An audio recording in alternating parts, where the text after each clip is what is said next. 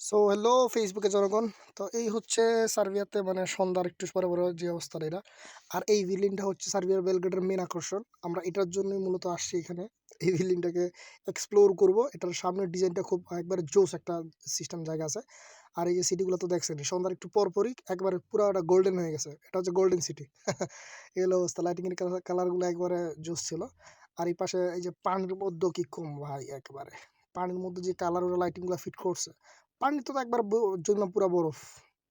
এত পরিমাণ ঠান্ডা বা শীত আর কিরকম। ওই পাশে তো সূর্য ডুবে গেছে, এরকম একটা অবস্থা। তো এইগুলো আমরা সবই বলবো, সব এক্সপ্লোর করবো ইনশাল্লাহ। একটু সামনে যাবো, পরের ভিডিওতে ইনশাল্লাহ আপনাকে দেখাবো।